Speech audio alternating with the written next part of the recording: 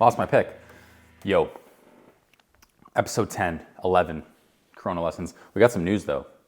Tommy boy, this guy right here. He uploaded a video last night. I left a little comment and he responded and it was hilarious. I want to show you guys. Episode 394, miles ahead of us. Friday night last night, and I commented, staying in on a Friday night and watching Larry play some guitar is a great thing. Do you ever feel the pressure to have to go out on the weekends when you were younger? Did that ever stop? I'm only 26, but I feel like I hit the wall in the last few years and just want to chill at home and get a decent sleep. And I find I always ask Larry non-guitar related questions. I don't know, I just like hearing him talk about that stuff. And he replies, and he goes, yes, bro, I can totally relate to that. I used to get this terrible feeling that I was missing out on something if I stayed home on a Friday or Saturday night when I was a younger man. Once I had kids, I completely forgot about all that shit. When you're in your 20s and 30s, that shit is real. My advice is to just do what I did throughout all my younger years. Get yourself a couple of hot birds lined up for the weekend booty house calls. Problem solved, mate. I read that while I was lying in bed last night. I fucking died of laughter, man. First off, it was just sick. I love when Tom replies. It's like a second or third time he's replied to me, but that's hilarious. That is so funny. Tom, you're gonna have to teach me your ways, man. I'm not well-versed with the ladies like you obviously were, so that's funny. That got me cracked up. And this is why we like Tom so much, because he replies to shit like this. This is fucking hilarious. Anyways, episode 11. Short one today. 4 minutes. Tom's reverting back to his old self. So we'll give that a watch and see what's good. Also had some comments. Had some comments from some people, very supportive. Some guy said he wanted to watch me watch Tom. He wanted to play like another layer to the Inception. So, hey man, go for it. That'd be a little niche for sure. Another guy, I think he said he's from Canada as well, London, Ontario. So shout out Canada, man. Anyways, burning for you, Corona lessons, volume 11.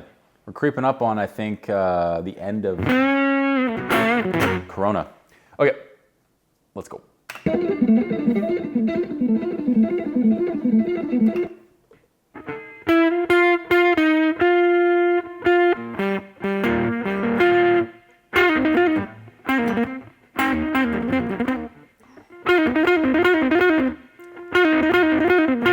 I gotta switch picks. Too slow. Need the jazz threes.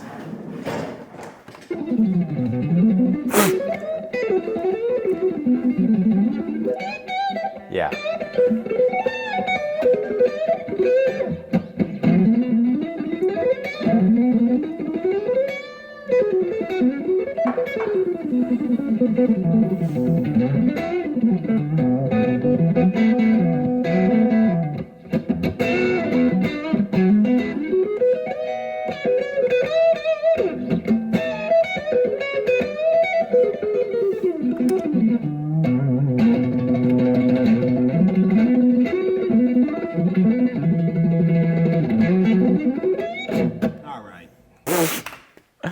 That is unfortunately the limits of my playing. I cannot play fast. Yeah, it's funny. I've had compliments before from people like, "Oh man, you have such like smooth, slow playing," and it's like, yeah, that's like, I don't really think I do, but the only reason I do, if I might, is because I can't play like that. If I could play, I love like when Jimmy Page rips like a super messy like solo on Heartbreaker or something. Anyways, I do not have the picking speed. I've tried over like some portion of my guitar playing career or whatever, not career, length of time, to like practice alternate picking with like a metronome. But it always ends in like 2 weeks because I just get bored. Speed. Very controversial subject. Corona Lessons, Volume 11. You know, I'm a little reluctant to do this one because anytime you ever start trying to play fast on a video, you automatically get people going, dude, all those notes don't mean anything. Slow down, be more soulful. Look, man, I get that. I get all that. Yeah. I disagree with that, you know, like, yes, you can overdo it, but that is a tool in the toolbox, you know what I mean? Like, you can and should use that if necessary. I wish I had that tool. I do not have that tool in the shed, okay? We're left with fucking very boring bends.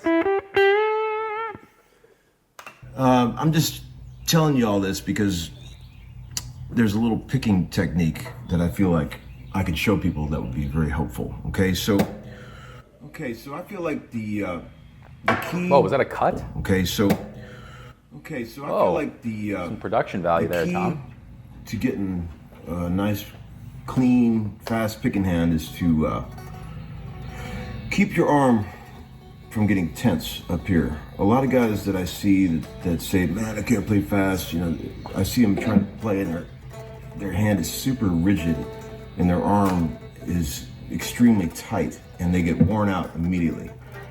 The key to playing fast, I've told this to all the guys that I've taught, is like the Eddie Van Halen approach, where your wrist moves more like on a swinging motion like that, instead of trying to get rigid and have your arm go up and down, right? More like you're actually going side. I feel like this hand isn't the problem. Like, that's faster than I can. That's faster than I can do this hand. This hand's the problem. Like, if I were to just do, like, that's near my limit.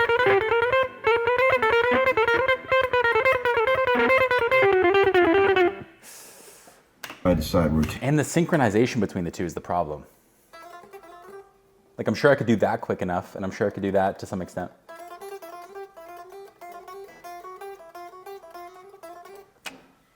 Rotating it.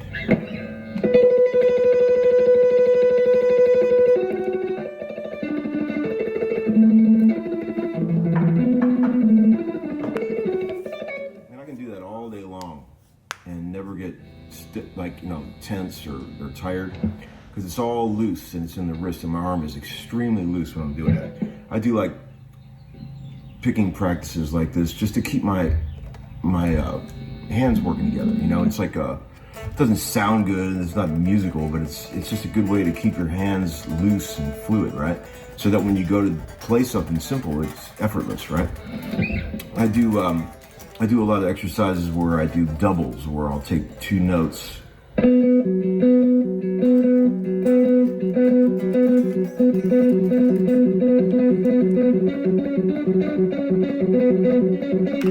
Whoa.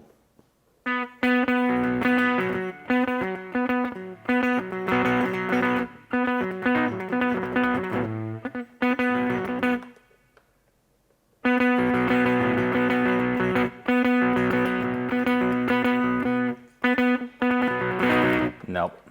Good strings too.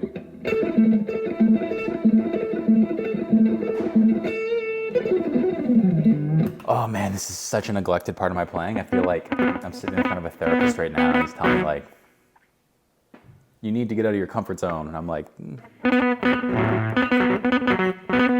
oh.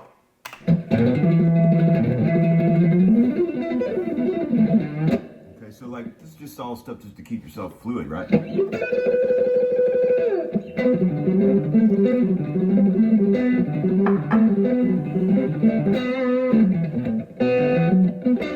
Look, I know this is not soulful and musical stuff, but I'm just telling you, when you get to be a bit older and you want to keep your hands working the way they should, these types of practices are very helpful, okay?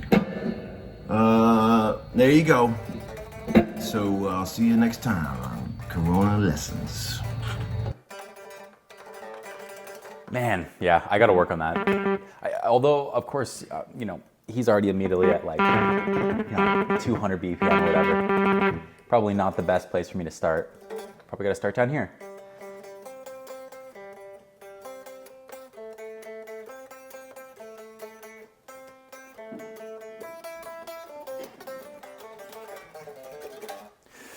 but it's frustrating. Okay, cool. Episode 11. And hey, keep leaving those comments for Larry. Maybe he will reply to you at some point. Maybe he already has replied to you. I don't know. Feels pretty good though. Keep leaving comments here. Let me know if you guys can pick fast, because I certainly can't. And you know what? I don't know. I feel like I have so many other areas of my guitar playing I want to work on before that. So I'm not too concerned. I'd love to know the fretboard better before I worked on speed. I feel like there's a lot more to unlock there than there is speed. You know what I mean? That's kind of, I mean, maybe I'm just being biased because I don't have speed, but that kind of feels to me like, you know, you're always chasing perfection there and you never really get there. You know, there's always that one more BPM you could hit, or the guy who's faster than you. As you know, compared to like if you just know your fretboard cold like Tom does, you know, it doesn't really matter if you know it one fraction of a microsecond quicker. If you know everything and you can get there in time, then you can start finding cool stuff, right? Cool. 12-minute video on a 3-minute video, or a 4-minute video here. We'll stop it now, but Tommy Boy replied, and it was funny. I love that. I'm gonna frame that on my wall. Beautiful. Okay. Have a good morning, everyone. See ya.